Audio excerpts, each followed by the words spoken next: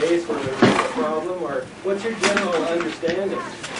Well, as far as the alien Bible, I don't know what you're really talking about. Some of the briefings that I read dealt with some of that information about, it's being the product of a genetic modification. Right. But that's about all.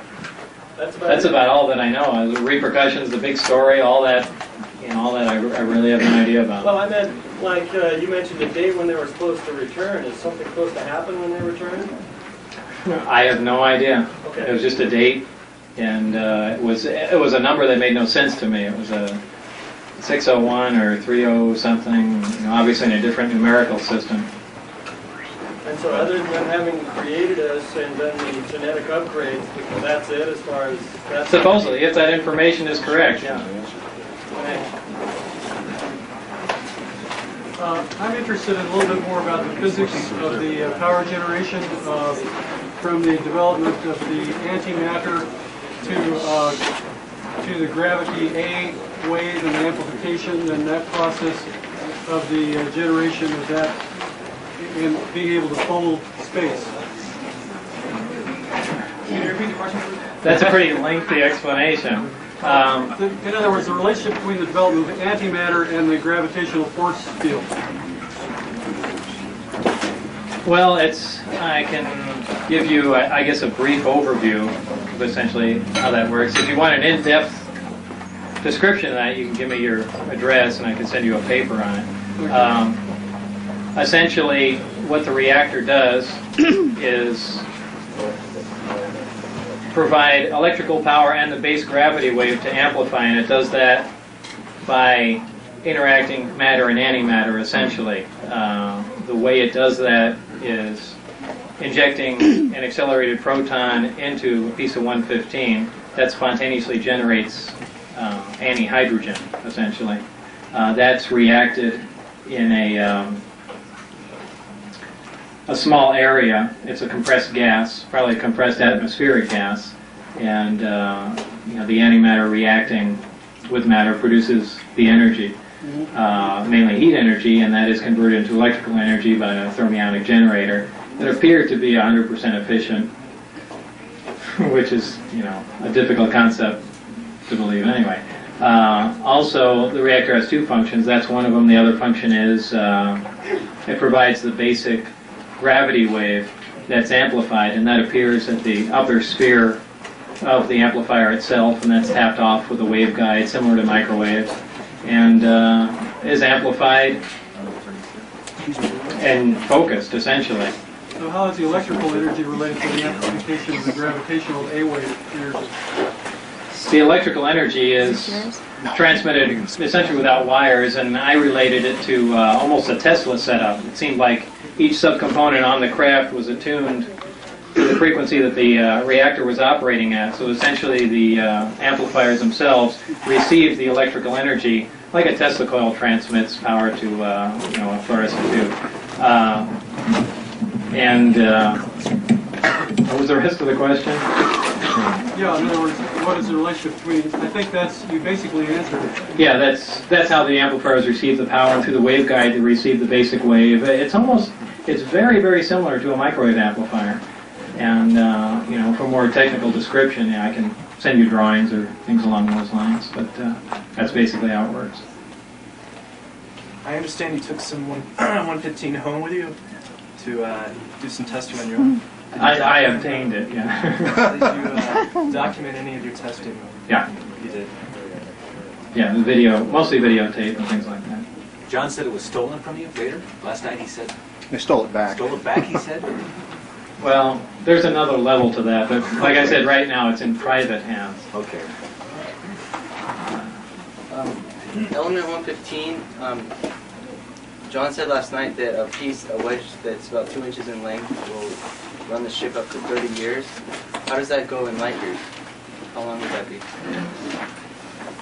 Well, it really depends on the energy level. The more energy you expend, the greater consumption of fuel, just like in any modern machine. So it really all depends on the amount of energy you request out of it. What is With Dr. Keller's relationship to S4, do you think he might be working on antimatter weaponry? I don't know, but he was certainly, I forgot what his exact title was. He was chief consultant or something along those lines. And as far as antimatter weaponry, I don't think anyone was involved in that. There was certainly some beam weapon work, and Teller's been involved with that. I think his last project at Livermore, Los Alamos was, I think he called it Super Excalibur, and that was essentially a nuclear bomb detonated in orbit and fiber optic light guides that directed X-rays to incoming warheads, and that's his pet project. He loves that thing, so I don't think he'd jump to antimatter weapons. All the way in the back there. On your sports tunnel that you worked on, what do you think was on level 3, and where were the bathrooms?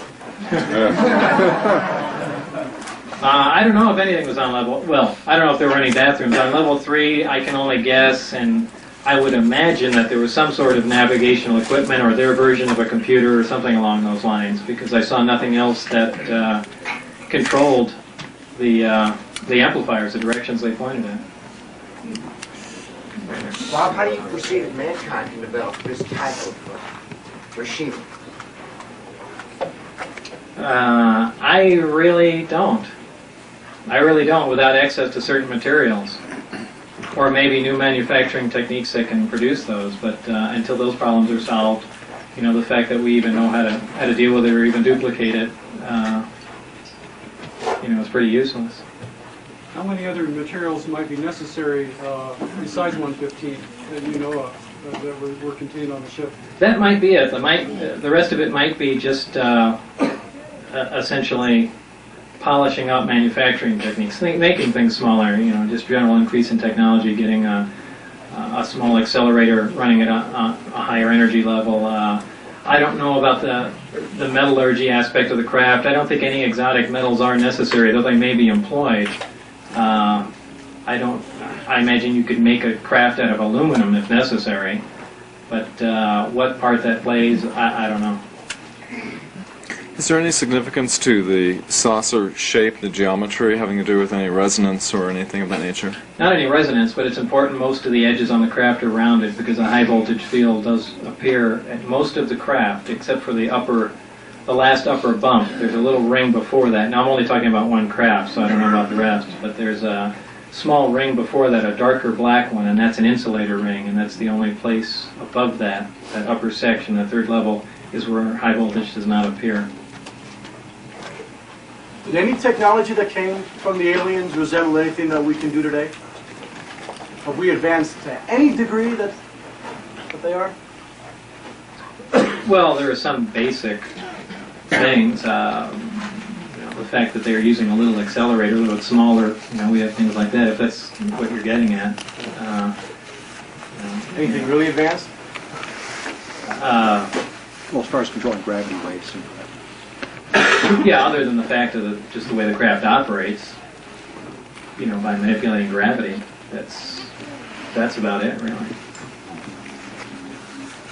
Well, I wanted to ask you, talking about metallurgy, what you observed in terms of the structure, the skin of it, the thickness, because there were reports from Roswell and otherwhere that there was a very thin type of metal skin that was really undamageable and so on. What was this construction of it like?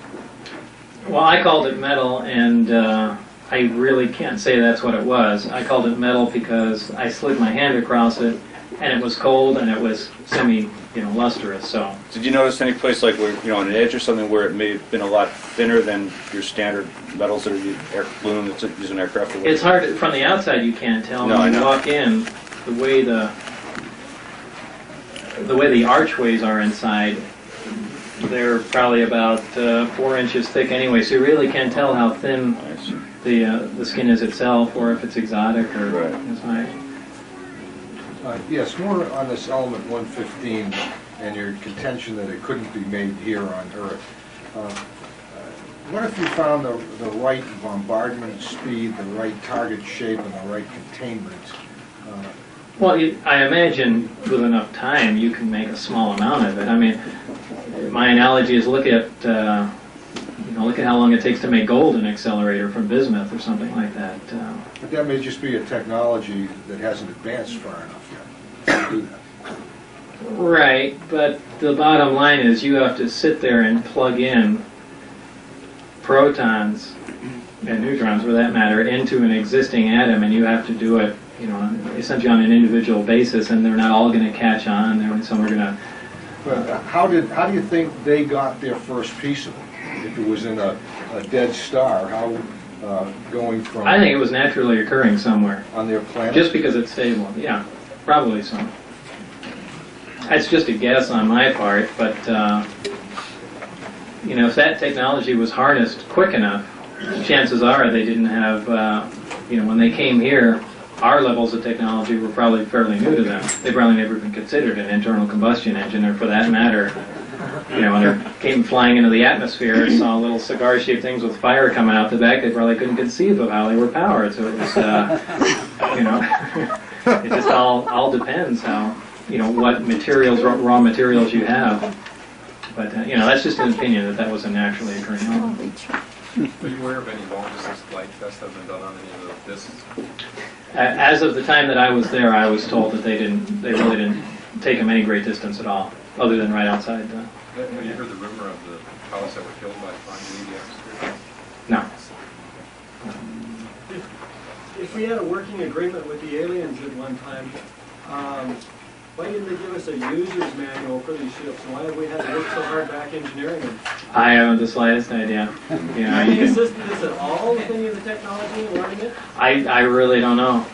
It almost seems like there had to have been some assistance or some information found, but who knows? Your information didn't indicate that, though. No.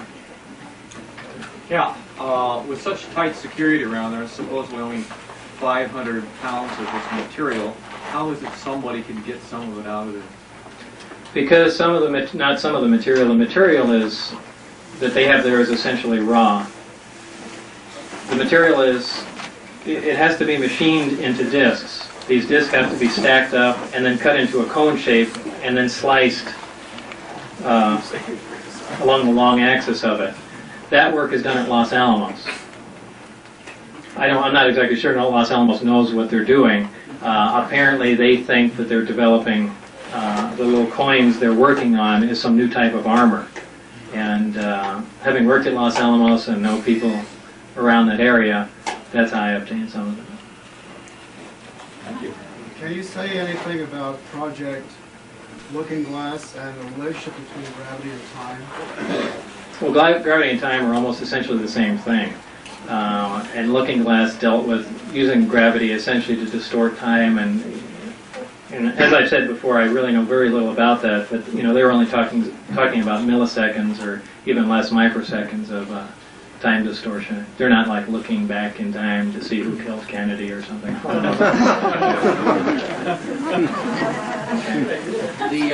craft that are you talking about, the scout craft, is that the one that's like the Adamski picture with the 3 domes underneath?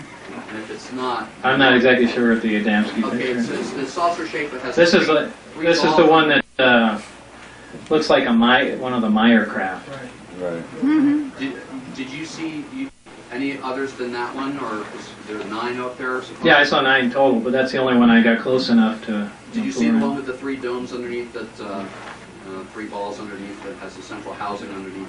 No. And then the second question was, did anybody give you any indication as to who was driving or any information on that? I assume that it was humans that were violating the craft, though it could have been remote control, but at the one test flight that I saw on the ground, they were in radio communication with someone, and I assumed it was someone in the craft. I mentioned it's possible that it could have been a remote observer somewhere, but I just assumed that the seats were retrofitted, or they were sitting on the floor for that matter. Are you familiar with, I have a couple aspects to the question. Are you familiar with Howard Menger's Electrocraft and Otis Carr's saucer design, and how are their devices, how do they generate their gravity fields compared with what you've described? And lastly, can you speculate how why the commercialization of some of these crafts hasn't been possible with so many different patents applied for these kinds of design craft? Because they don't work. It's simple. Are there any G forces encountered by the pilots inside the craft? I don't know. No. From your interviews, you seem to feel that the Area 51 or the S4 test site was kind of slipshod in how it does its research. It really doesn't have the facilities there to actually do the research correctly. And also, I'm wondering, could you comment about that? And also, I'm wondering what you could tell us about the other types of ships you saw there that you felt were alien in origin. Well, as far as the research at S4, that was kind of slipshod. Just because mainly it was being done from a military point of view. If anything, it was a weapons development program, and they were more concerned about with duplicating the technology, not really duplicating the technology, duplicating the hardware, as opposed to back engineering the technology to find out how these theories actually work and what's going on with them. And so they really weren't taking the scientific approach, and that was causing some dissension. I don't remember the second part of the question. Just what other types of ships did you see that might have been alien in origin? I only saw them, and they varied in shape, but I was told they had the same identical power and propulsion system, and that's the extent of my knowledge on that. What about shape? They varied completely in shape. Yeah, you had the military out there supposedly working with the aliens. Did you ever get an inference from them that it was a positive or a negative situation? In other words, when they brought up, when they were talking about the aliens or whatever, was it a positive or a negative type slant on the... Well, they really didn't talk about the aliens. The only time I ever heard anybody mention anything about an alien, someone, and I'm just assuming that, someone called it, or called the thing, a gourd. And that was it. I heard it in the middle of a conversation, and they stopped talking when I got up to them, so that was the thing. Just this question to the interior of the sports model. I know you have made reference to the power source in the center of the craft, and there were small seats that were low to the ground. How about consoles or displays or any kind of instrumentation? Nothing along those lines, but what I call the console, there are 3 seats.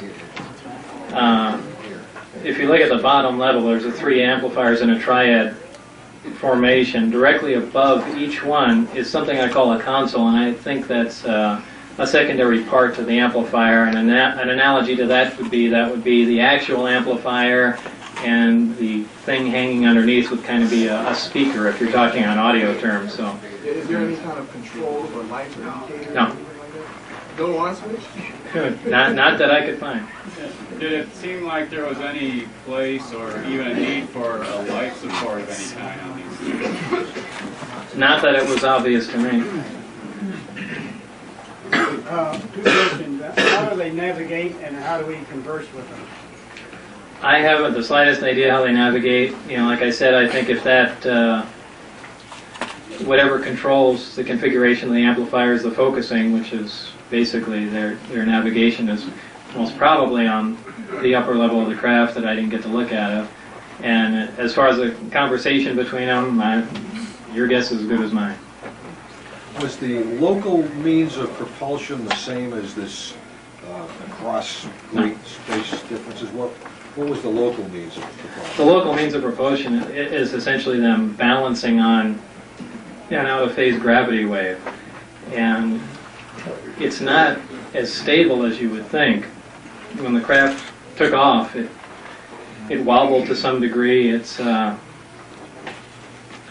modern-day Hawker Harrier or something along those lines, a vertical takeoff craft, is much more stable than them in the Omicron configuration, which is that mode of travel. The Delta configuration is where they use the 3 amplifiers. And those are the only 2 methods I know about for moving the craft. Can one pilot, as far as you know, pilot this craft, or does it take 3, or do you know anything about that? I don't know. Oh, and back in the red? Yeah. You're both in the red. Delta 15, was that stable? In other words, did it give off the radiation, or could you hold it? No, it's stable. Stable, so you can hold it right in your hand?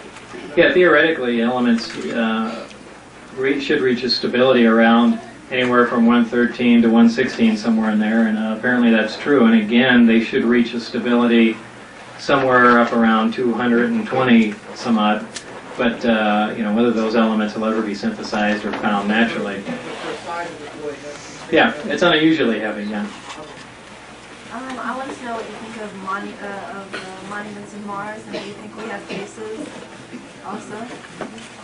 Do I think we have bases? No. The monuments of Mars are interesting.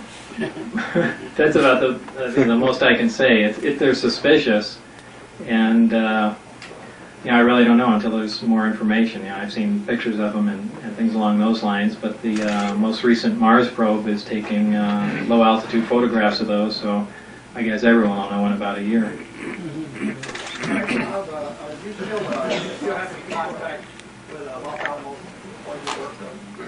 Indirectly, yeah. What about your perception of time and length, width, and height? Is it the same aboard the craft as off of it? Why do you want aboard compared to when you went off of it?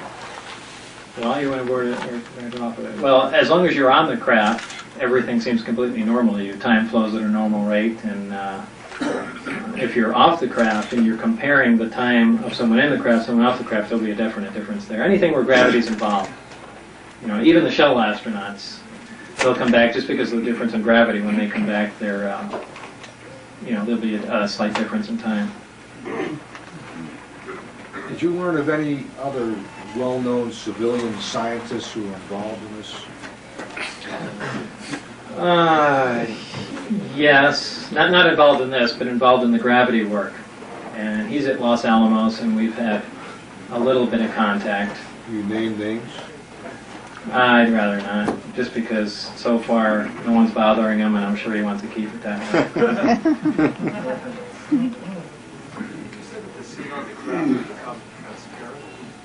You said the wall inside the craft would become transparent. Only one place, yeah. Only one, so the whole craft can become transparent? No, there's only one place where the seats faced, and it, there again, I said that's advanced technology, but it's not that advanced because, we have something along the lines of that liquid crystal that we could, make transparent and also use as, a display of sorts. So that's, but this was metallic, and we haven't anything along the lines of the toughness of metal that you could drill into that can become transparent. What was the time period when the walls became transparent and the salts disappeared? Probably about 30 seconds or so.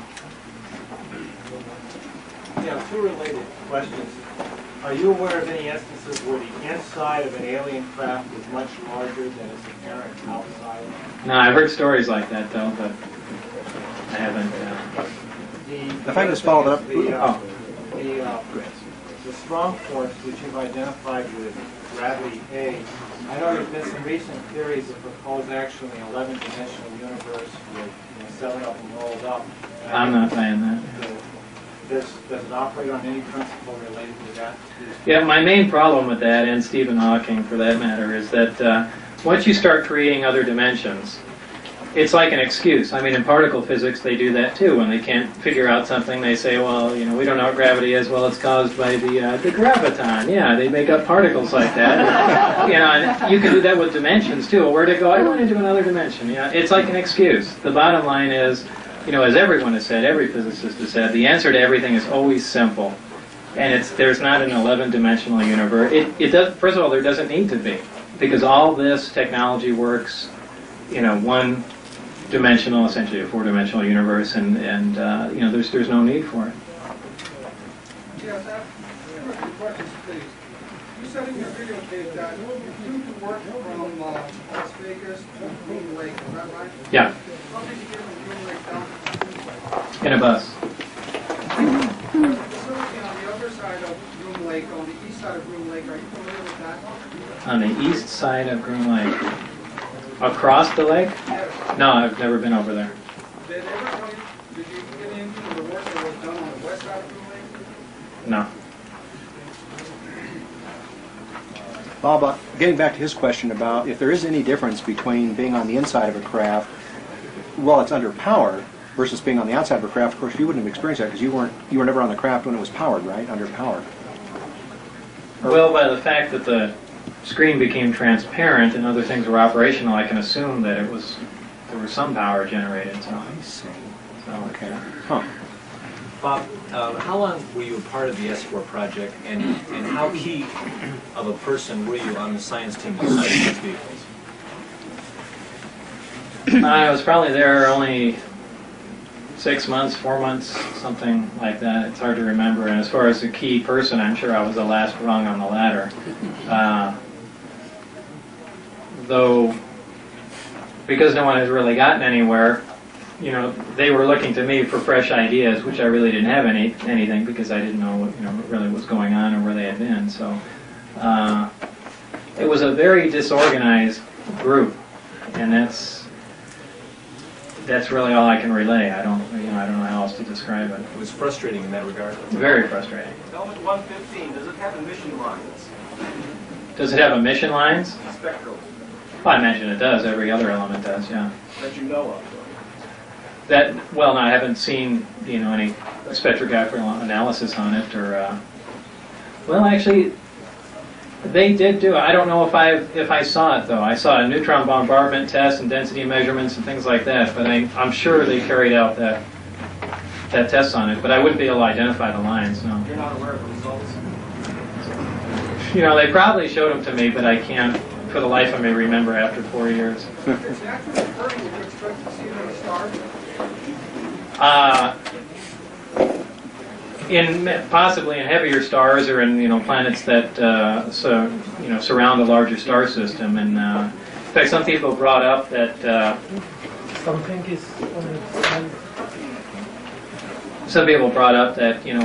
that's ridiculous because all the elements that we know of are found on Earth, and that's not true. I think it's technium or something along those lines is not found on Earth, and it's on the periodic chart, so it's not that. Something is in the sky. What?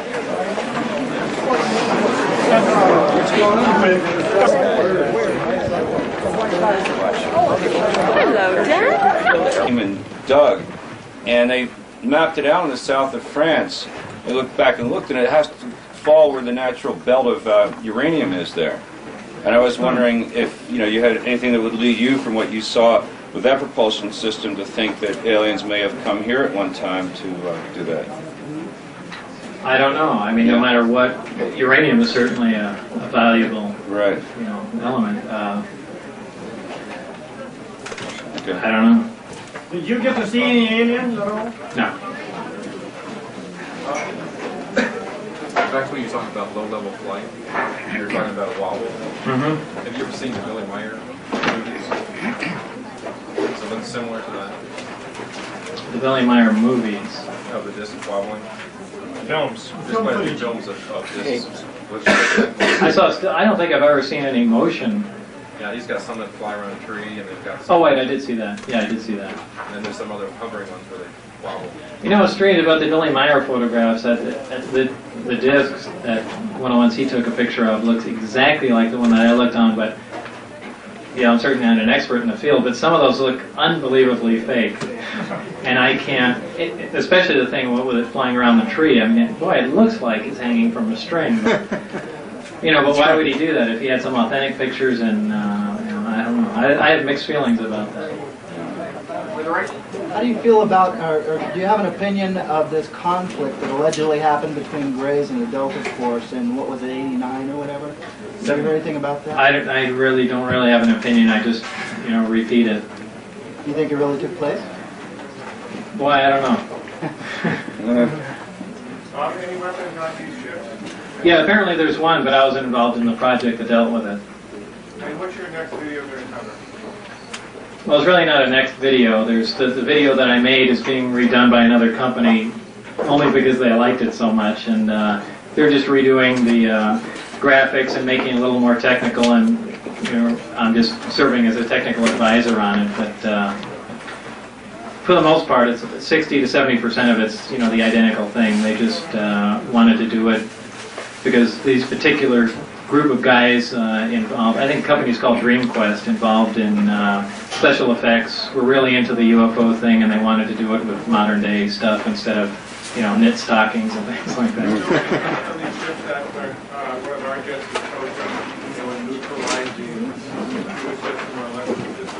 Well, that's certainly possible. You know, I don't have any information on that, but just by the EMP generated, you know, by the systems on the craft, that makes perfect sense to me. I was going to ask you, what type of weapon do they have? It's some sort of directed energy weapon, and I think it's a... Like a laser beam? Well, no, a particle weapon, probably a neutron. How many levels does that S4 have, do you know? Just one, or just below ground, or? There might be two, but I know there's one, because obviously I was on one, but I can't actually remember if there was any direct mention from there of there being a lower level. But you know, I really wasn't allowed to roam freely around the whole place, so I don't know. You know, I really don't know. Could you tell us about your education? That's a couple of different conflicting things I might hear from you. That varies widely. As far as electronic technology, my degree there is from Caltech, and physics is from MIT. When did you graduate? Did you go to Pierce College? Yeah, I did. Okay, this is Where did you hear that? a friend said something that, you know, somebody I don't even know. I just thought, well, it's something I want to ask because it's clear to my mind. Yeah, I went to Pierce and Northridge, and then I'm terrible at dates. I don't remember what date I was at Pierce. Probably like in '76 or something. I was at Pierce, and then '77 or '8. I went to Northridge just for a short time for some classes, and I was at Caltech, and then MIT after that. Yeah, some critics have suggested that there is not a Department of Naval Intelligence as shown on your IRS record. I wonder if you could address that. Yeah, I've heard people say that before, but the bottom line is if you, and I've let other people check into that. Bob Exler is a guy that managed to trace that down through the IRS, and if you write the zip code number on the bottom of it, or NC-101 or something like that, or NC something, anyway, it gets to somewhere in the Navy. You know, as far as if there's a department of there, I don't know, but you know, that's the W-2 that I got sent. So. Well, that same person was saying though that the zip code that was on there was someone that was in reserve, unused in Washington, some zip code. That was unused? Yeah. Well, no, he had correspondence with someone in the Navy through that address. I'm not talking about Bob Exler. I'm talking about Bill Moore. Oh, Bill Moore. Yeah. I don't know. Bill Moore. I know he's an enigma in himself. Yeah, I'm just saying that was his point. I guess he disputes everything I said. He said, "Well, there's two different types on here, and this and that." I said, "Well, you know, I don't know." So, you know, that's basically what I get sent, and you know, I've seen enough information to where that zip code works, and that's all the information I have. I really haven't pursued it myself. But maybe clarify for them why you think this is a legitimate document because of the certain elements of it that are correct. Oh, because of the amount of money. Right. Yeah, no one would know the amount of money except me. You know, And that was people correct. that, you know, so that's all the information I've got on it. I have two questions. They're not related to each other, but one is, are they silent or noiseless? And B, who signed your paychecks? As far as are they silent or noiseless, there's a slight hiss before they take off, and up to a certain altitude, and that sounds like a high voltage hiss of sorts. That's all the sounds that I've heard. I've heard lots of reports about, you know, weird flying saucer type sounds, but you know, I've never encountered that. Who signed my paycheck? There was a signature on it, but I don't know, you know, whose it was. It never even, you know, at the time that I cashed the paycheck, it never even concerned me tracing anything down. So there wasn't a company name up in the corner like most paychecks? Well, when I worked for the federal government years ago, all you get is a green Treasury check. There would be no other papers with it or anything from the Department of Treasury. No, this said the Department of Naval Intelligence on it. On the check? Yeah, on the check. Okay. Thank you. Bob, when a craft like that comes into our atmosphere, would you expect a loud report? that might be explained? Well, it's solely dependent on the velocity that it enters. So if you're dealing with something that manipulates gravity and doesn't have to slingshot into the Earth, you could come in at a low speed, not heat up, not really But encounter it's any. velocity dependent, is that so? Right. Well, yeah, if you're traveling at supersonic, then you get a report. If you're not, you don't. It's pretty straightforward. When you were at S4, to your knowledge, what was the approximate percentage of civilian versus military personnel, and in what kind of job categories? The civilian personnel were scientific in nature, and the military personnel were only security. And as far as the percentage, it was a small percentage of scientific to military personnel. Are there any secretaries? I'm sure there were offices all over the place, but when I came into the facility, I was essentially escorted right to where I work and worked there, other than the few amount of times that I got to walk into the hangar and under an escort too, and when I left it was the same. So like I said, there might be offices, there might be bunkers in there, there might be underground levels, there might be an alien nest in there. I have no idea. Excuse me? How did you eat? How did you eat? The only place I ever ate was at Area 51. So if there was a cafeteria there, I never got to eat in it. You come and go with other people? I usually came with Dennis Mariani, who was my supervisor. Now, I wasn't on a full-time swing, essentially. I flew in usually between 4 and 5 o'clock at night and left by 11. So I was only there for a short time each day. Bob, aboard the bus from Groom Lake to Papoose, how many people were boarding with you? Very few. More than yourself. It's me and Dennis, and usually, actually not usually, occasionally one other person. How about Barry? I don't think I ever saw Barry on the bus. Just two of you? Mm-hmm. Is there a chance that any of the workers might defect? Barry would. That's why I spent some time trying to get a hold of him, and there was actually some time after all this hit the news and the whole thing went down, we got a call from Dennis, my supervisor, and he arranged a meeting at the Union Plaza Hotel. And when we got there, I brought 3 people with me, and I think he said he'd be in the casino area somewhere, and I think Gene Huff came with me. And we went into the area, and walking down the corridor, I recognized one of the security personnel from there. And then when I finally found Dennis, he didn't even acknowledge my presence.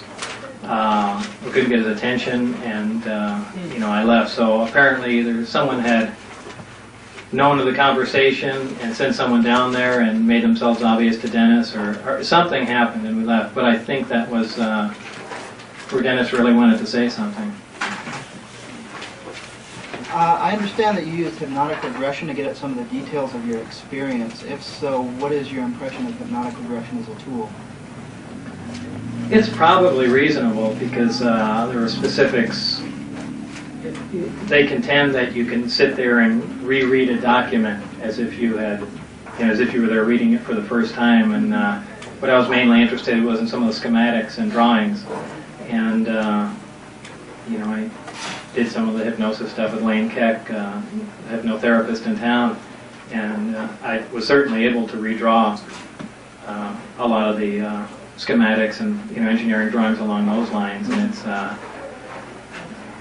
so as far as using it as a tool for that seems to work. For anything else, I don't know. I have two things. One's a comment, the other one's a question. First of all, when I was 12 years old, I saw a daylight flying disc, which looked exactly like one of Billy Meyer's photographs 15 years later. And this just... You mean earlier? No, earlier, 15 years earlier, I saw this disc, and then Billy Meyer took a photo in 1975 with exactly the same disc that I saw, down to the last detail. It was the same. And then you said that the sport model looked a lot like this same photo in an interview with George Knapp. And I thought that was really interesting because it kind of tied it all together for me. And then I just wanted to make that comment. And then the question I had was, what was the year of your graduation from MIT, and did you get a PhD? No, it's a master's degree. Just a master's. The year, what was the year of graduation? Probably 82, because I think I left there. Went to Los Alamos? I went to Los Alamos. Thanks. Can you talk about the mind control that some people have said was used on you when you decided to leave, and also the threats? What mind control would that be? Like someone made a comment that you might have been a victim of some sort of mind control, or That came about by, when I was first brought there, they had a doctor, or nurse actually, in a medical setup there, and right after I had signed all the release papers, and my first time out there, I went in and they did what I perceived to be an allergen test, because they put a grid on my arm and different, pricked me with different chemicals, and it was their contention that, well, boy, there's a lot of strange elements here and unusual things you'll be working on, so they were trying to see if you're going to have any adverse reaction to them. And I was given something to drink. I said it smelled like pine, which it did. That's the best way I can describe it. And a lot of people jumped on that, saying, aha, well, that's the mind control substance. When you leave work, you're going to forget everything. When you come back, you're going to remember everything. But, I think if anything, it was an anti-allergen drug or something along those lines. how about the threats? What kind of threats being used?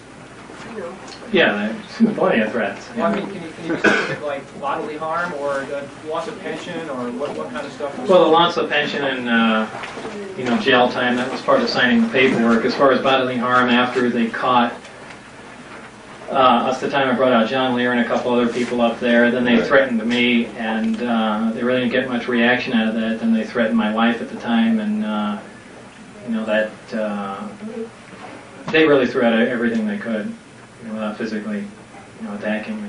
Well, that's what I was wondering. And once they knew it was really you, not Dennis or someone else or anything, why didn't they just arrest you under charges of, violating the act? Well, they can't arrest me because they'd have to admit, that this is classified material. Well, you were talking about. Yeah, they'd have to release it. Why didn't they, kill me? Right. That I really don't know. Maybe that had to do with how I got the job, or referencing the connection to Ed Teller or something along those lines. But I don't know. Were there any contractor names, departments, divisions that were mentioned or signed on the wall or anything like that, referring to any companies or anything like that? No, but I know EG&G had nothing to do with it. That's the only light I can shed on that, because I had mentioned that to him once, because that's where I was interviewed, at the EG&G building, and I thought that it was part of an EG&G project, and I think it was Dennis who said that, we don't let those people, anywhere near this place or anything. They were just a sore thumb to them. Well, as one way of getting this information out, at the same time to have the government stop harassing you, did you ever consider bringing them to court? On what charge? Well, threatening you and your family, harassing you, and as a result of that, forcing them to... With what evidence would I do that? I mean, it's hard enough to prove it to, the layman in general, but taking it to court, it's impossible. I mean, there's plenty of people that don't believe me anyway. So you never sought out legal counsel with regard to any of this? Well, a little, yeah, initially. And, the bottom line is, the attorney said there is absolutely nothing to go on. It's a total waste of time. And, if anything, it's going to be a public forum to discredit me in some manner. So, why even go through with it? What about class action and ACLU and that sort of thing? But still, you need, some sort of evidence that this happened. Even if I pulled out a piece of 115 and said, here, well, what does that have to do with anything, And there's nothing that... and what did they do to violate my rights that I didn't agree to at the beginning? Right. So they really had their bases covered. It's pretty dirty what they did to you in Las Vegas there in 1990 in the summer. That was pretty dirty. What was that? They took you to court. Well, yeah, that was my own fault. So you've been through your counseling Yeah. by saying that, right? How would someone get a piece of paper explaining the physical properties used in this mode of transportation? The physical properties. Or, I mean the the formulas used in the gravity. You're being watched currently. If you have any interaction with It's strange you should mention that. There's been nothing for probably these 4 years or 3 years, whatever it's been, but the other day, one of my phone lines has not been working and the other one was breaking up, so I called Centel down and they checked the house out and said there's nothing in the wiring here, and they called me down from Charleston Boulevard from the telephone pole, and they said my individual line was cut and that the other wires were stripped and twist tied together. So, of course, me being paranoid thinks, well, someone tapped in there, but I really can't think of another excuse as me being, just my single lines being played with. But that's what he said, and they filed a report on that, so that's one form of documentation. You say your records at Caltech and MIT have somehow disappeared. And Los Alamos and probably everywhere else. Is there any way you could reconstruct your coursework and your professors? Oh, sure. I've got people that that I went to school with, and George Knapp has spoken to some of them, and he even flew with me up to Los Alamos and spoke to my colleagues there, and it's just. Could you reveal some of your professors at MIT and Caltech? Yeah, if you want. I don't have a list of them here. Dr. Duxler, I think, was one of them, and Hosefield was another. Hosefield? Hosefield. Hoshsfield or something along those lines. They remember you? Oh yeah, Hosefield I know well. These were at MIT or Caltech? Hosefield was at MIT. Duxler was at Caltech. Yeah, who's Barry? Barry's a guy I worked with. Essentially worked on the buddy system there, and someone you have ideas to bounce off of, and Barry Castillo or Castile. Was he there before you, or? Yeah, a long time. Still there, or? He's probably still there. Did you get any information from him? Well, he essentially taught me everything that they had done up to date. In the course of your work, did they ever mention any other facilities, installation around the country where associated work was being done? No, they did mention, though, that this was the place that all of this stuff was brought to, and it was really purposely condensed here to keep an eye on everything and to have immediate access to everything that dealt with this, the alien technology.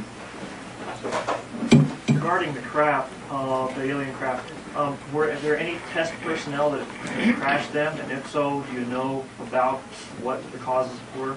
I didn't read about any crashes during tests at all. So you'd think that there would be some, but I didn't. When you were at Caltech, were you affiliated with any of the student houses? No. When I first heard of S4, it reminded me a lot of disk testing that I've heard of that goes on in Australia at Pine Gap. And I was wondering if you know anything about Pine Gap. Did you read anything about Pine Gap that you can tell us about? I really don't keep abreast of the UFO information. As far as officially, I never read anything. I've heard the name Pine Gap mentioned, but I haven't heard anything about that. Has anybody ever approached you with a screenplay offer? Oh, God, yeah. Constantly. Constantly? You ever considered it? Yeah.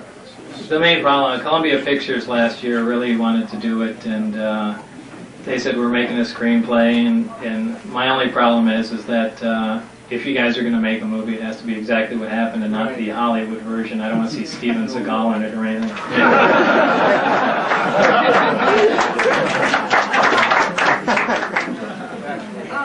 I don't know too much about your experiential background or your expertise, but do you have any speculation why they recruited someone with a master's instead of a PhD? And No, that's a really good question. I've always said there's plenty more people qualified than I am, and if there's any there's only two reasons they could have. Is either number one was that Dr. Teller essentially juiced me into the position that said, there's a guy, Lazar, I know him, find a place for him, or that the fact that I have traditionally approached everything from a very strange angle and essentially off the beaten path and tackling technical problems, and so it's only one of those two reasons, and unless there's a third one that I have no idea about. Two things. Do you think they'll ever release this information? And if they don't, how do you think it'll ever come out? Besides people like, or will it be something like what you're doing? Well, hopefully it's not this way. Hopefully there's going to be a release of information eventually, but whether or not they're going to say, hey, we've been keeping this secret for so long, it almost seems to me that they need a staged incident to get them off the hook. Take a flying saucer up in a C-130 and push it out the back and say, look, it crashed. How would they overcome the G-forces and the rapid change of direction? They don't apply once you've distorted. Distorting gravity, essentially having a gravity amplifier, distorts time and space, and those really don't apply. There's no interaction. So there would be no effect on humans either? No, there's no effect inside at all. Bob, when you were working on the S4 project, did your education and whatever scientific vision that you have permit you to believe that at some point you'd be able to make a meaningful contribution to the program? And if so, after how much time approximately? I was always in serious doubt whether or not they were going to get rid of me because there really wasn't anything that I could contribute. I wasn't an expert in any particular field that they were dealing with. So, I made some contributions as far as determining what element they were dealing with was, but... that was significant, right? Yeah, to some degree. Yeah, I was just wondering, when you were at MIT and Caltech, I forgot if you had a master's degree or doctorate or whatever, but did you come from a pretty, was your education pretty traditionally grounded as far as your own views, as far as physics and what is considered common knowledge, as opposed to theoretical things? And in other words, how surprised were you when they started showing you all this hardware and these concepts that could do things that really... Oh, very. I was... How long did it take you to start grasping that? Even when I was reading the documentation, the alien question really never entered my mind. I kept pushing it off to, this group of scientists secretly came up with. I never, and I just had a mental block against that because I always thought flying saucers were totally ridiculous, and the people that really paid attention to such phenomena were just out in left field. They belong. Thanks, Bob. But it really made very little sense to me that anyone would deal with something like that. So I really held out to the very end, and until they finally said, "Well, Bob," that was it. Well, that S4, did you ever hear any Air Force or military squadron numbers or names bandied about? Yeah, I probably did, but I can't remember. I do remember someone talking about something along those lines. I don't think they were pilots, but they were someone related to the Air Force. I don't remember who, or they were talking about the Air Force, and I think they mentioned a squadron, and I don't know if that was what they called the group that flew the craft, or it was someone else, at Groom Lake. But I really don't know. No, there really wasn't much, idle banter going on. As far as like the gravitational field with these crafts and so forth, if you were to amplify it enough, could you enlarge the area that you wanted to take? In other words, could you move more than just the craft itself, say 2 crafts under the same power source and so forth? Or have you even ever considered something like that as feasible?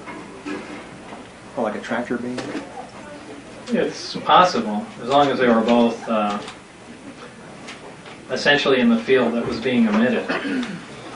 I really don't know what, how the level of energy relates to the amount of mass that can be bent that way, or how the amount of space that can, those numbers I really don't have, so it's just a guess. Do you think it would be feasible?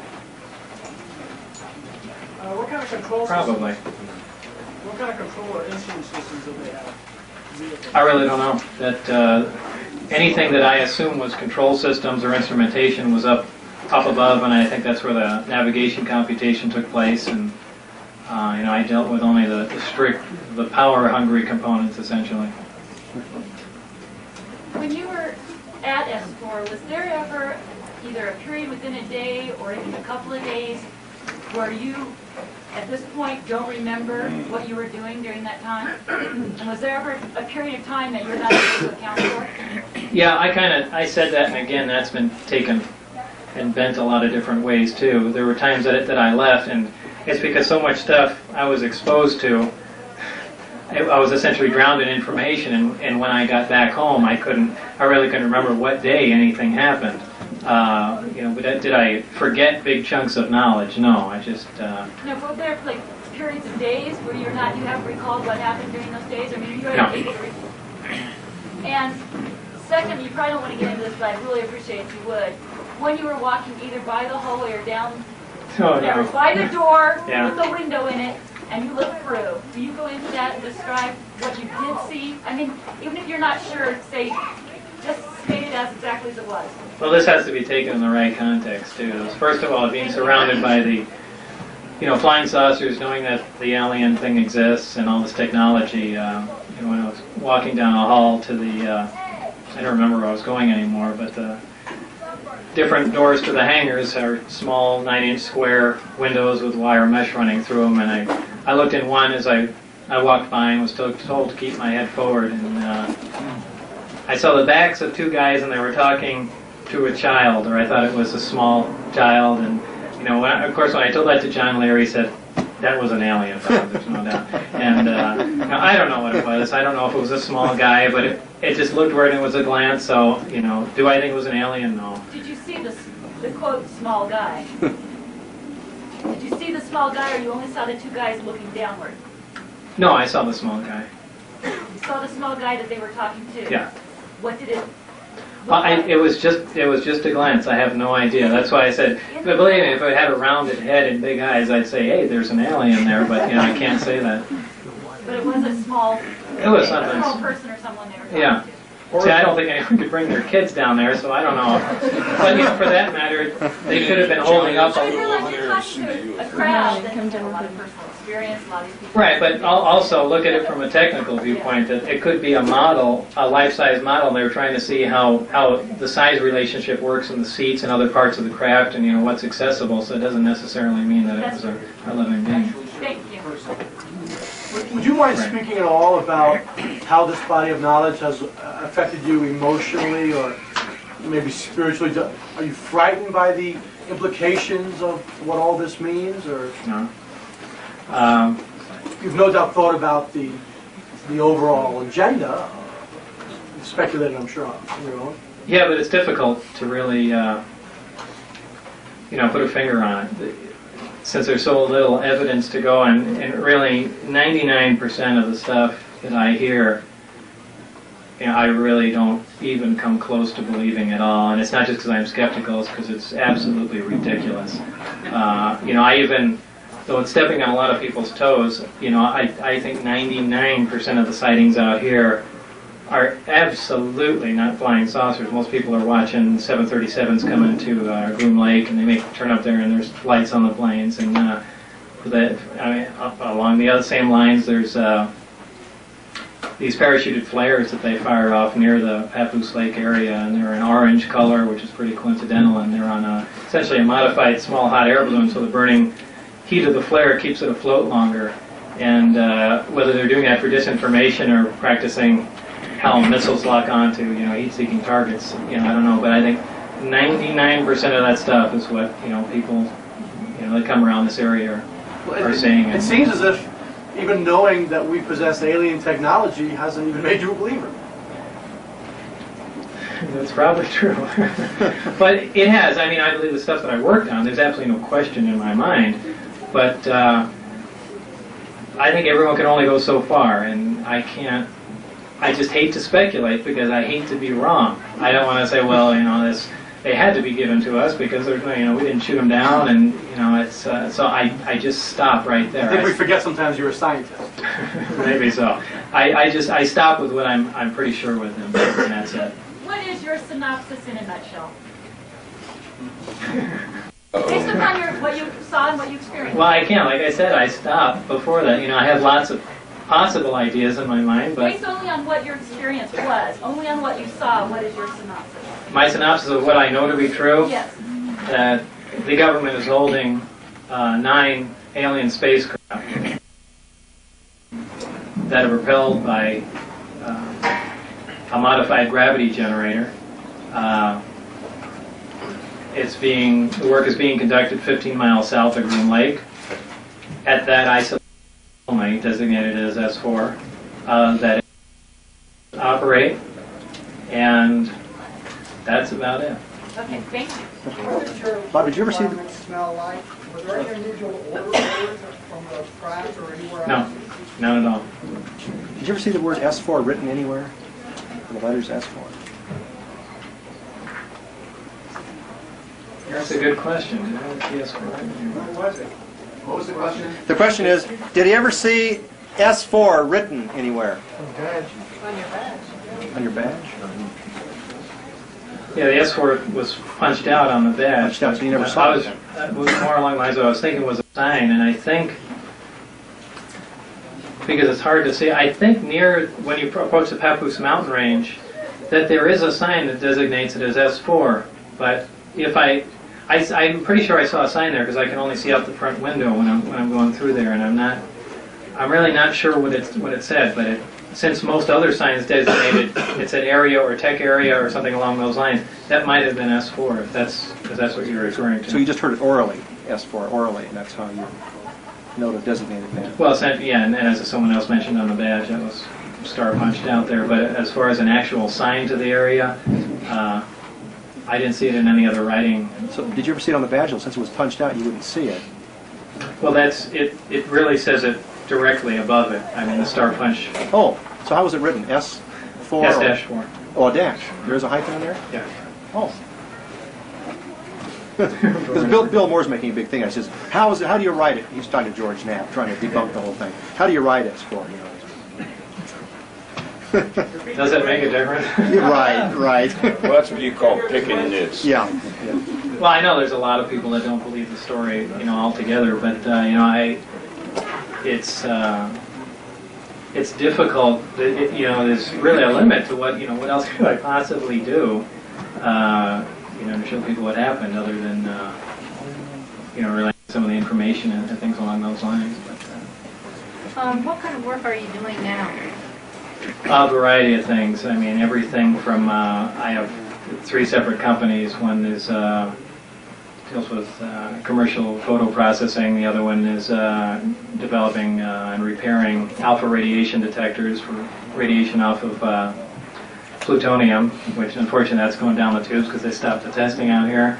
And I do computer graphics, a lot of that, and actually music videos, believe it or not. Are you still building and racing jet cars?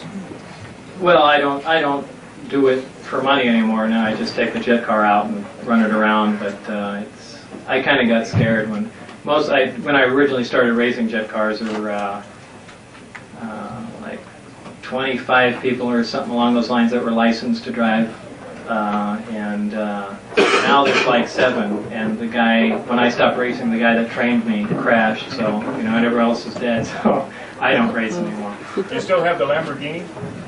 The body's sitting in the backyard. The car I take out once every couple of weeks to the dry lake and play around. 2 questions. Do you have any idea how they achieve that proton source as a steady stream in such a small reactor? It could be a radioactive element. I mean, you could use... well, a proton source could certainly be... they could be using alpha particles, for that matter, which is essentially a helium nuclei. And there's lots of elements that can do that. The other part is, in the video we saw, the badge had the letters, in capital letters, MAJ written turnover side. Was that actually on your badge? Yeah, that was really on there. And I was told Majestic was the level of clearance that was cleared for. That makes you wonder about Bill Moore's thing at the MJ12 documents and all that. Or is that actual, or considering that these guys had made posters that they're here and things like that, they could have taken Majestic and made it the name of it just as kind of a tongue-in-cheek thing, or was that actual evidence that Majestic 12 actually existed and all that? So. What about your other associates? Did their badge look identical to the one we saw? Or was pretty much so, except Dennis's looked different, and for the most part they had different areas punched in them. At one time, you said that you thought, the scientific community should be the ones in charge, or, in charge of the research of this and everything. What name would you put out? Who do you think would be qualified enough to head a group like that, as far as being able to decipher what's going on, and stuff like that? Do you have any names you could throw out? Yeah, they're friends, essentially, that I've worked with before, but I know what their expertise is in. As far as actual qualifications go and so forth like that, and do you think that the names you come up with, they'd get along well enough to be able to... Well, one of them was Joe Benedetti, a guy that I worked with in Los Alamos, one of my colleagues, and I was trying to force his resume on them. And, they did take it and look at it, and I was kind of hoping that he would be a big boon to the project, but, I'd already left by the time, they would have had to look at it. Concerning local sightings here, I've personally seen 2 at one time maneuvering, and along with a third one later, and they looked and performed exactly like your video that you took that night that was broadcast. Now, I'm not attacking anyone that's had sightings, but there are there's a lot of atmospheric phenomena that can relate to. I'm beginning to sound like Phil Klass here, but, but I mean, just to give. But I mean, just to give it a fair shake. In fact, what's that guy's name? Glenn Campbell wrote that Area 51 guide and brought up, I don't think he believes my story, but I think he brought up some very good points in there, and that a lot of that stuff can be mistaken. And if you're looking at something with the naked eye, a lot of times it can look like it jumps around and things like that, especially if you're staring at it for a long time. It all depends how it's like that. Obviously, if it's something dramatic, if something is close, if something makes a tremendous jump, a great distance, other than a little, tiny white light that looks like the head of a pin, that's a different story. And if that's what you saw, then that remains unexplained. Well, that's what I'm referring to, because it was very close. Both of them were very close, and they would get brighter and darker, just like your videos. Sometimes almost strobed, and they were down on the ground, got bright, took off, and moved around. And my main question I was going to ask is that not all of the time the light was on. It seemed like when they were getting ready to take off, they'd power up, get very bright, and take off. But when they were moving around, they could shut the light completely off. Now, they can't shut them off. What happened is the craft probably pitched with the bottom towards you, and it looked like the light was off, because you can't see the light from the bottom. I see, thanks. 2 questions. One is nuts and bolts, but why do they generate light? Why do you see any light at all? Well, to just answer that one first is that's essentially operating like a fluorescent tube. Anywhere you have, you can take a powerful radio transmitter and you take a neon tube and you bring it near it, it's going to light up just because the atoms are getting excited. And it's certainly ionization of the surrounding air. Right. The electrons go to a high energy state, they drop down and release a photon, and that's what's going on. Okay, and secondly, just to change the venue and force you to speculate, now that you had some time to think back on some things, do you want to elaborate any more on your ideas of what containers are and why we are referred to containers as containers?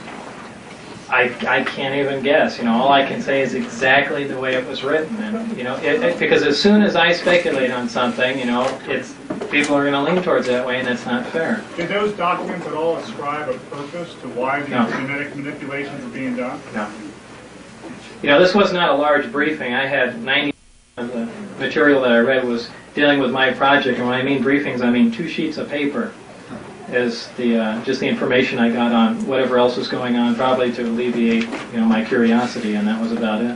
What do you know about the aurora? Is there anything about the aurora that you might attribute to Now, the aurora I did see once on the way out there, and the only reason I say it's the aurora is I was told it by Dennis in the bus, and makes an unbelievably loud sound, and I think when I heard it, I said, it sounds like the sky is tearing. And from what I understand, it operates on liquid methane powered engine. There's a lot of this information has gotten out in Aviation Week and Popular Science, and it looked, if this in fact was Aurora, it was certainly a strange aircraft. It looked like, if you know what the old X-15 looked like, a very long, slender craft with short wings on it, and a square exhaust that had little vanes in it. Is it quite large? Is it large? Large, yeah. Yes, it's quite large. It's a really overgrown thing. And there were a couple of people that came up who I described the sound to. One of them was John Andrews from the Testers Model Corporation, and they're always spying around to make the most recent models of the Stealth and things like that. And he heard the exact sound that I described. Unfortunately, he couldn't record it, but that really got him lit up. And, he probably has more information about it than I do. Yeah. Okay, quick. When you listen to some abduction reports, whether or not people believe it or not, there seems to be a common thread of people being moved by blue beams of light. Did you ever talk to anybody in your work about technology that could explain that, or is there extrapolation of the propulsion systems that you work on, principles that could explain something like that? Any of the 3 gravity amplifiers could do that, could lift something off the ground, or for that matter, compact it into the ground. That's not a problem. And because the craft, in fact, can operate on one amplifier in Omicron mode, hovering, that would leave the other 2 amplifiers free to do anything. So I imagine they could pick up cows or whatever else they want to do. But on the craft that I worked on, there was absolutely no provision for anything to come in through the bottom of the craft or anything along those lines. So I don't know how, if that in fact does happen, it's in a completely different type of craft. Does a blue sound, is a blue color consistent with what you would expect? That's more consistent than the graph's glowing orange, because the interaction with the it should the nitrogen atmosphere glow blue. Did the ship appear to be cast at one piece of metal? Not cast, and well, at least more it was injection molded, because there was no sharp objects, even where the seats meet. The floor is curved, the top of everything. I think the analogy I gave, it looked like it was completely made of wax and heated till it melted, and then cooled down. Everything is completely, perfectly rounded, and if in fact you're talking about something that's containing a high voltage field, that's exactly what you want to have to prevent the corona discharge from spraying off. How can you focus a gravity wave on something that's so many millions and millions of miles away? Well, first of all, I don't think they focus it that far away. Like I was talking to with someone else, I think these trips are made in several small jumps, because the amount of energy required to do something like that, and it's not really that, not the amount of energy, but if you're looking at 3 amplifiers that focus down to something the size of a tennis ball, that the amount of precision that's required to move the amplifier with minimal deviation out there eventually is going to exceed anyone's level of technology. So if you're doing a jump of 1,000 miles, I mean, that's tremendously impressive. If you're doing a jump, I can't see them jumping a light year, much less 30. It just doesn't seem possible. Do you have knowledge of, or can you speculate on what these small silver round appearing looking balls are that seem to be associated with crafts? I never heard of them. In the video surrounding UFOs in Mexico City during the eclipse, there's some very remarkable video of a pulsation of some sort of field surrounding these UFOs. Would that be an attribute? Would that be attributable to the type of technology that you saw? It's possible. An optical distortion? Yeah, absolutely. So a pulse, and the polarization of the pulse seems to be changing as well. That's certainly possible. Yeah, in your video that I saw last night, you were mentioning in what your readings that the aliens had a capability of anesthetizing a human brain, and that could be broken by either rock music or stimulus. Rock music. I think did I actually say that in the tape? Yeah. Loud music. Yeah, apparently, whatever I don't know what else to call it other than some sort of anesthetizing hypnosis along those lines. But anything that distracts attention at a high level, and certainly some sort of stimulant drug or something that gets someone riled up would not permit that to happen. It's just like in modern hypnosis, or not really modern hypnosis, but in hypnosis in general, if you're not in a relaxed state, you're not going to get into that level of consciousness. So, if you're in a very alert, awake state, it's going to be hard to, cause that effect if in fact that is correct information. What context was that information in? That dealt with some of the biological effects of the aliens on, I think essentially on the human race is what it was, is how it was termed. This was I think it was in part of the autopsy reports, because they had the single organ they had in their body cross-sectioned and split up, and I think there was a comments in there about what different functions of the brains are, and I think that's where this came up, is they were trying to relate some unknown lobe of the brain to this function, but that's so typical. There again, like in particle physics, we don't know what it is, so hey, that's what does it. It's not necessarily true. Yes, I hope you won't be offended by this question, because I have to ask it to verify your bona fides. Have you ever gone by any other name? Have I ever gone by any other name? No. You've been Bob Lazar from birth. As far as I know. Mr. Lazar. Yeah. Do you have any other biological information on the aliens besides that they had one organ? No, that's all I have, and that was essentially just from looking at a photograph.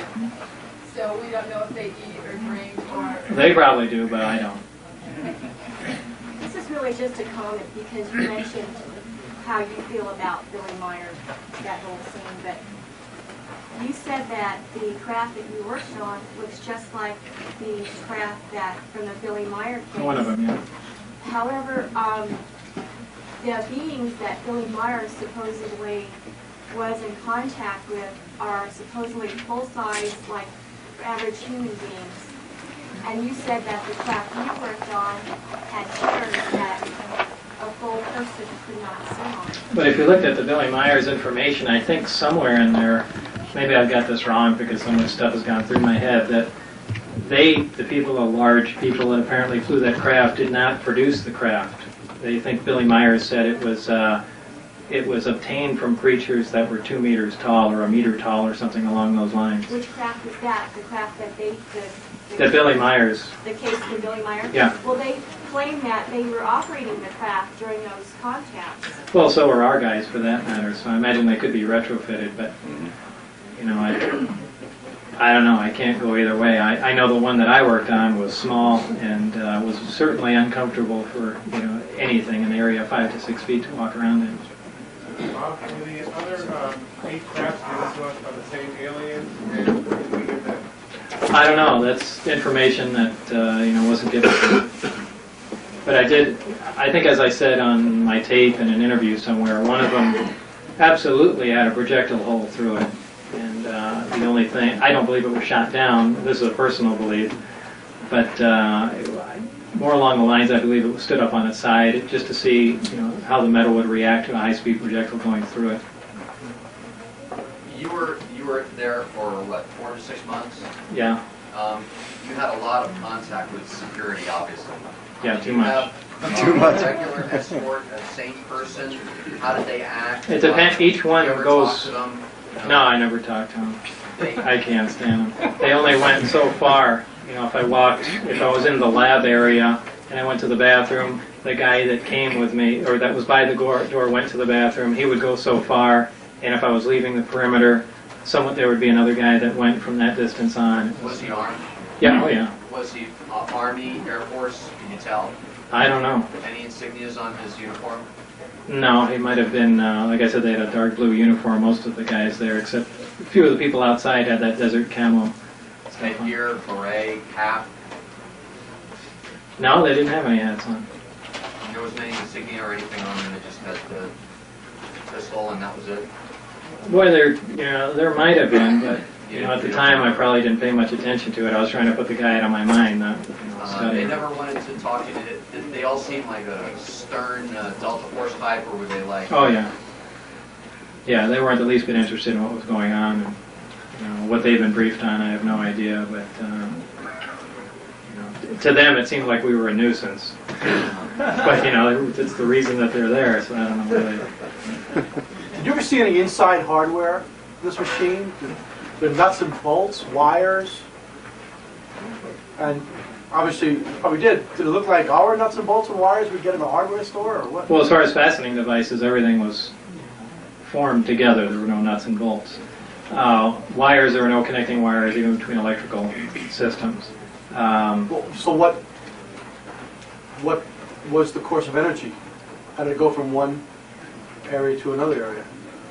The best guess is essentially it operated like a Tesla coil does. It's a transmitter and essentially a receiver tuned to the transmitting frequency and receives the electrical power. And, you know, there again, that's not real advanced technology. Tesla did that in the 30s, I think. Lights on a console with a plastic? No, no lights. There are no lights.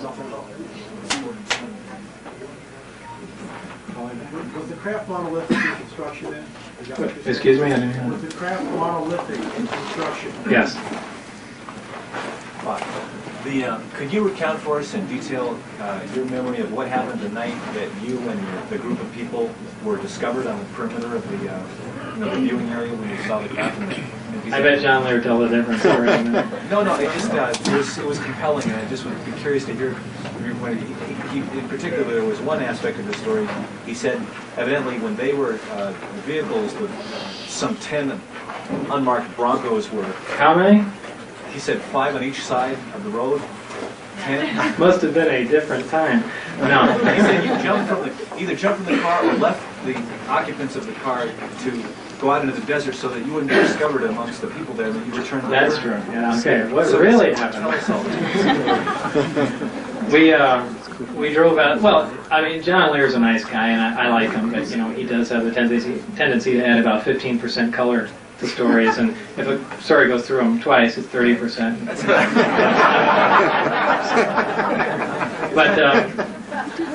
But what happened that night is we took a Jean, my wife at the time, and her sister were going to go out and see what we could see because it was a test flight coming up. And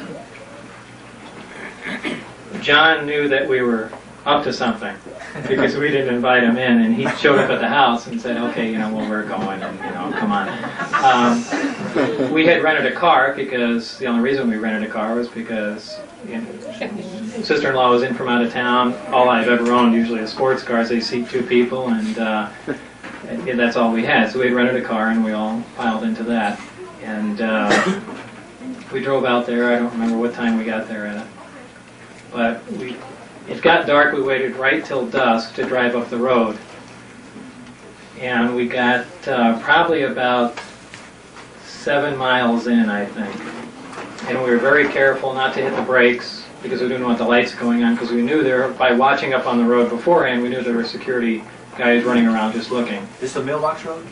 No, I've never been on a mailbox road. It's the Broom Road, that, you know, big one that goes up there. Well, it's probably on mailbox road, but I didn't watch anything from that. We drove in probably about 5 to 7 miles, and we brought all kinds of stuff with us. We brought Geiger counters, we brought a Celestron 10-inch telescope. I brought a 9mm pistol because I really didn't want to get caught. And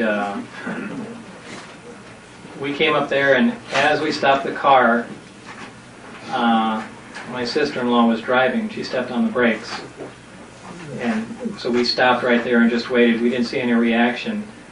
And then somebody opened the door and the dome light went on. And as soon as that happened, 2 different sets of headlights lit up on either side of us. And we said, that's it, we're dead. So I went in the truck and I got my pistol and I went out to the desert.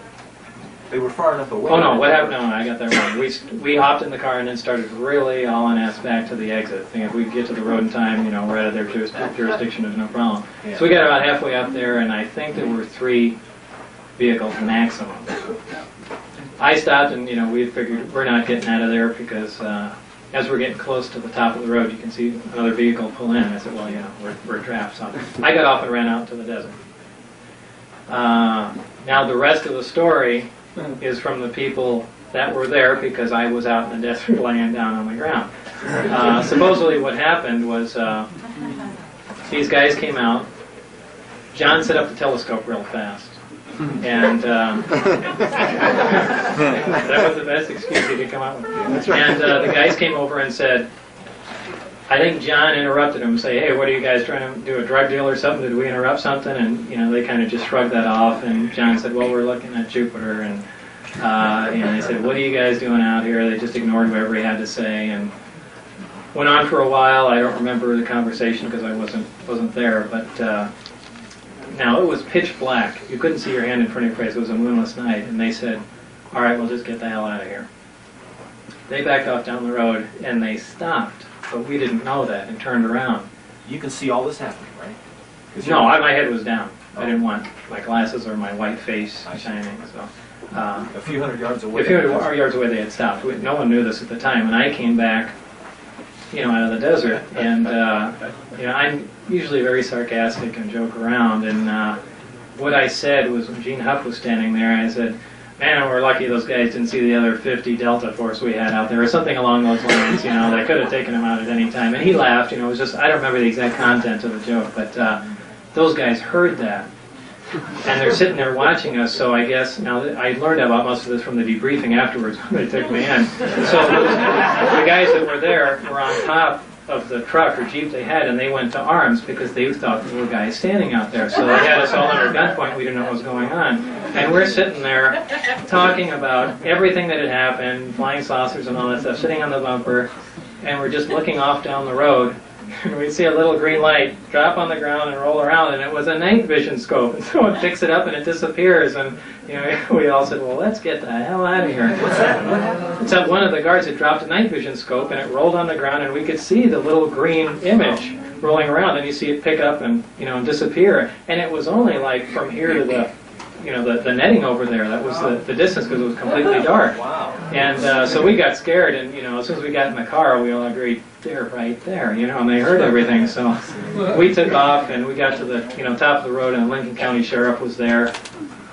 And that was another major hassle. So he wanted to search the car. We wouldn't let him, and he was in radio contact with the base or these guys out there, and they said, where did the extra guy come from? And that completely confused him because they had never seen me come up or something like that. They thought I was another guy that walked around however. Anyway, the big problem was that there was another guy, and I think legally they can only hold you there for an hour, and we were there for like 59 minutes, and he said, okay, go, but he really wanted to search. Well, I got to backtrack a bit. John Layer made the colossal mistake. We were under just minimal suspicion at the time, and he asked for everyone's ID. And in the trunk, we had everything, the Geiger counters and all that stuff, and the people that didn't want to show their ID said, well, we don't have it, we left it at home, and the other ones that did, took it out. And John said, wait, mine's in the trunk, and he opens the trunk, and here's all the stuff laying there, and that's when the cop decided to keep us for a long time. We've always hassled John about that forever. And he said, so you guys are out here with a Geiger counter, a telescope, and all this other hardware, sound equipment, and video stuff, and you're just out walking around? And we all said, yeah, and so that's when he kept us. And that's really what happened that day. And the following day was a work day for me, but I was taken into debriefing and yelled at for a long time. Never allowed to return to the S4 after that time. Right. Well, that was kind of a turning point. Were you fired then? Were you officially fired? No, I was never fired. See, at the time they were going to pull my clearance before that. So I don't know if that was ever clear. The main reason was for me not progressing any further there was they halted my clearance because at the time my phone was being tapped, and I allowed that. I signed the order to do that. And I'm going through my background, and at the time I didn't tell my wife what was going on until later, and as things progressed. But she was having an affair with somebody on the phone line, and it was her flight instructor that I was paying for flying lessons, by the way. But as this was going on, just like in the astronaut program, not only do you have to have security as far as no connection to foreign governments or things like that, but as far as your family life, it has to be stable because they don't want any, loose cannons running around. So this was going on. I had no knowledge of it. And they said, well, what they were going to do is not say anything to me and wait until one way or another the situation resolved itself. Either, my wife took off or, came to an end or whatever. So when I was in debriefing essentially that day, this is when they really started attacking me and hassling me, and that's when they took out the phone transcripts and, hey, by the way, Bob, your wife's fucking somebody, and that was the last time I went back. So that was a real fun time. Another profound meeting. Yeah. In a variety of ways. So that was... must have been just pretty bowled over. Yeah. Did you see stuff out at S4 that you've chosen not to talk about? Did I see stuff at S4? Yeah, is there more going on that basically you've decided not to? Yeah, but not that really changes anything. It's the same thing. It's just little technical things that, it's really not worth bringing up. Yeah, real quick, did you see the paperwork and how they got the discs to start with? No. It's pure speculation. What did you have the Geiger counters for, and do you believe that, are there dangerous levels of radiation in this area because of testing they did previous to this point? I think we wanted to see the background level, and I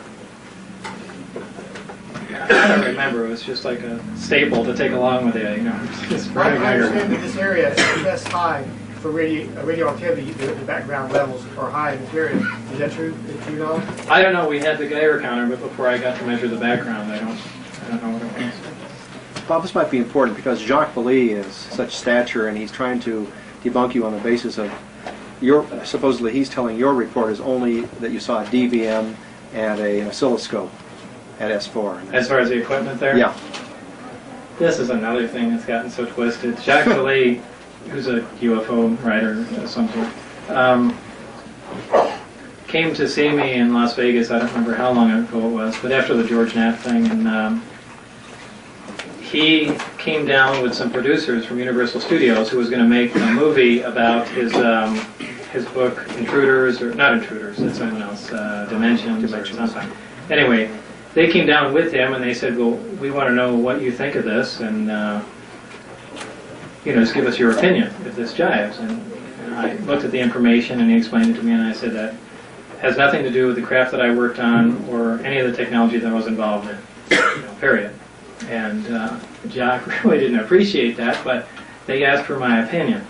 So I said, and as far as the conclusions he's drawn, I don't agree with them. I think they're completely wrong, and so on and so forth. So he really didn't like me after that point. So he began to interview me, and he said, well, what did you do here and here? And I went over things, and there's one, and this is on tape. I don't see why he would even make a fuss about it, but he said, well, what kind of equipment did you have to work with? And I said, a wide variety of, of different things. And he said, well, what about your bench? What was on your bench? I said, anything you'd find in a normal tech bench. I said, oscilloscopes, DVMs, things like that. And he said, okay. And then, later I heard through the grapevine that he's out doing a lecture. And Bob Lazar said he's back engineered the flying saucers with an oscilloscope and a DVM. And, and this is it was on tape. And I think a lot of he's really pretty pissed at me for shooting down the movie, but I had no idea that was going to be the effect, or else I would have reserved my opinion, But it's just the way it goes. What was the physical layout of the compound where you worked at like? Could you describe it? It was long. It was about up on the side of the mountain range there. Where all the hangar doors went alongside, and then there's a long corridor that goes down in back of the hangars. Off that corridor comes several rooms, only 2 or 3 of which I've been in, the medical area, the lab that I work in, and then there's a small little room where I read some briefings and things along those lines. But I haven't been in any of the other rooms or know if there are things behind it or underneath it. So that's all I can help you with on that. Last night, John Lear said that you really didn't believe that there was anything unusual going on in those space shuttle shots. You thought it was ice particles, these ones they've been claiming are the STS-48. Oh, yeah. Could you That's give not us- ice, it's dust. Or dust, whatever. There's no ifs, ands, or buts about that. You know, that's. Have you seen the Hoagland Yeah. analysis? Yeah, I've seen the whole thing. I've seen a copy from NASA, and it's. You know, unfortunately, it would be neat if they were flying saucers. But if you see a bright white flash first, that's the positioning thruster firing on the But the left side of attitude the shuttle. of the shuttle didn't change, right? No, it doesn't. It normally doesn't do that. You know, those are station-keeping thrusters, and that it all depends. If the thruster is firing in the direction of the shuttle, keeping its forward momentum, there'll be no attitude change. That's only if you're firing a pitch rocket will you see a change like that. And the fact that it flew forward means it was firing in the direction of the shuttle. So those little dots and things you see, I mean, I firmly believe, because I've seen other things along those lines, are right on the lens. They're not on the horizon. That's why you see a flash, there's a delay, and then particles that are normally floating in space, you see dart off like that because of the delay time from that. And you know, until I see something else that leads me to believe that. I know it looked neat, you know, like there was a flash and something came up from the ground, but if you just watch that and think that these are right against the lens, and that bright flash is one of the thrusters firing, that, you know, you'll probably have a different opinion of it. But what about the right angle move? It's a 45-degree turn, which means it has to stop. Right, you're talking about little dust particles that are moving, and then when the thruster fired, you know, it doesn't. There's no mass to them in the reverse Plus, there direction. are other particles in the video that do the exact same thing. They're all Yeah, if you look at the whole video and not just the crop down, there's all kinds of junk floating around, and when that thruster fires, there's about a 1 second delay, and everything goes flying off exactly like you'd expect. Everything goes flying off and drifting except for one item that accelerates at like 10 times the speed of all the other items in the video. Yeah, but there's. Have you seen Hoagland's detailed breakdown? Yeah. Okay, what about when he's talking about the light coming over the horizon of the planet, under the layer, I forget what he calls Under the the layer, exosphere. and over the ionosphere, but over the horizon? Yeah, but that doesn't. It still doesn't make sense. It doesn't take into account that something is right on the camera lens. Did the tape that you listened to, did it have the last transmission from Mission Control? Did it have the I audio? really don't. I don't remember. No, I'm not standing on this like this is absolute fact, but from what I've seen. Most of the tapes have had that edited off. The last thing you say says heads up rat gun, which means pay attention and keep your mouth shut. I don't know. I mean, that's my opinion, and I haven't seen anything to veer me from it. But you know, I always remain open-minded. But I don't know. That's all I can say. You mentioned the photon earlier. Do you think physics is taking a wrong turn by looking for exchange particles when you're talking about the strong force or gravity there? I'm not clear on why you're skeptical about the gravity. About the graviton? Yeah, and every other force seems to have an exchange particle connected with it. No, not necessarily. I mean, they make it have one, but you know, as time goes on, that really hasn't held true. And you know, the bottom line is they don't. Well, first of all, they don't even believe there's a graviton anymore, so I'm not the only one. As far as exchange particles, you know, still, though some of them, like the zeta particle, maybe that's an actual thing. But you know, when they're looking at transfers of energy, I think these are scapegoats, you know, for the most part. And you know, a lot of the experiments that I was doing in Los Alamos essentially was along these same lines. But you know, other exchange particles like the intermediate vector boson, you know, I don't believe that thing exists. I really don't. I think they're grabbing at straws and just coming up with excuses. Did you use or see any kind of drawing, mechanical drawing or electrical schematics? Or Oh, sure. Any kind of documentation, Yeah. special which we don't know?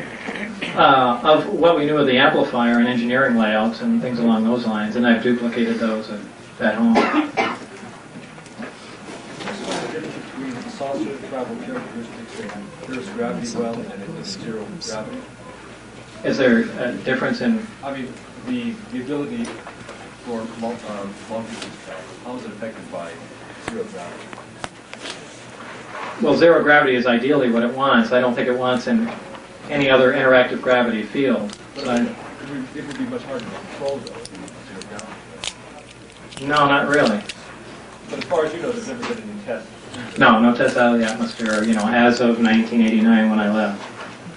Since it is controlling gravity, would it be possible that these things could either make themselves entirely invisible or a field of invisibility by bending the light around the outside of the ship? Yeah, that's a byproduct of what's going on because, just as any large source of gravity bends light, and you get an intense focus source like that, and it's going to really distort it. Do I understand correctly that you just said that you duplicated the gravity amplifiers?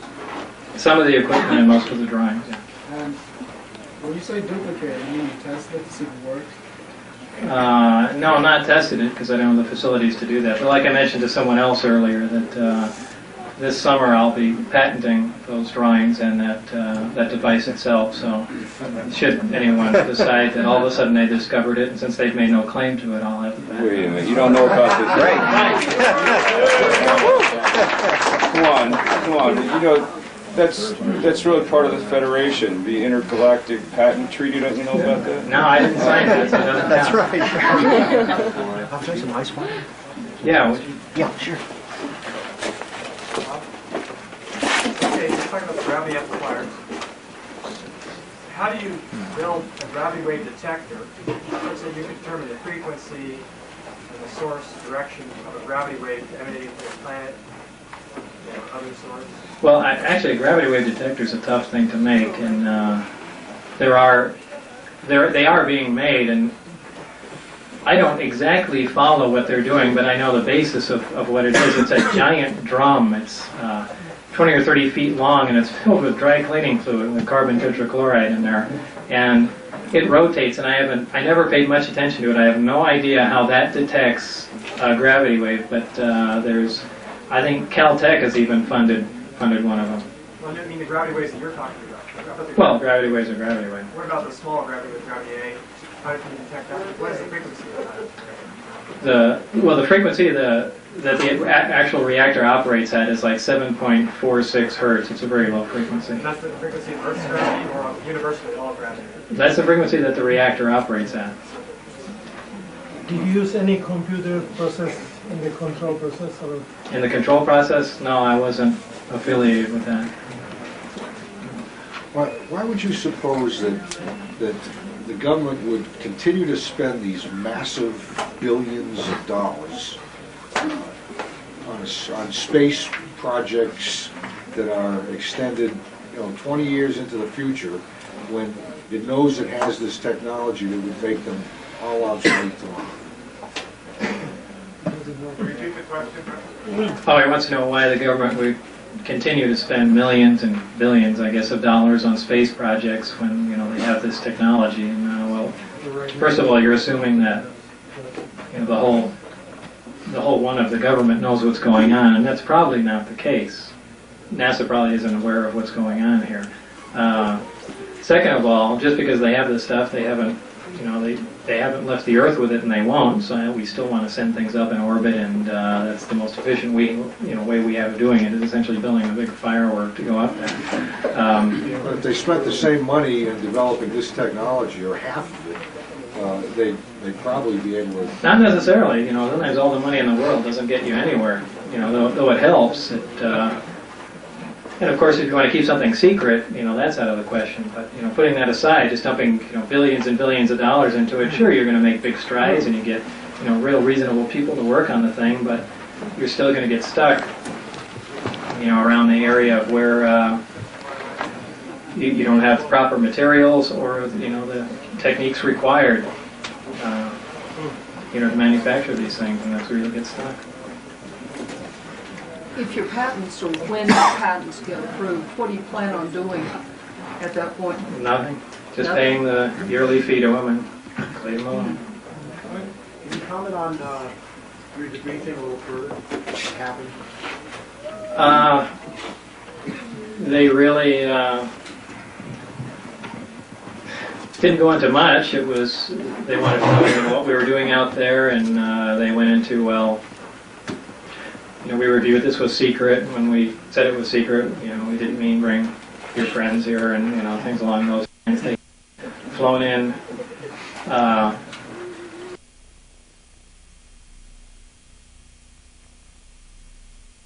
And it was my impression that they didn't know what was behind the mountain. what we were watching. They were just told to guard what was going on. At a point of bringing up the flying saucers and things of that sort, and that's when they threatened me. That's when they mentioned the thing about my wife, and they were really pissed about that. And then they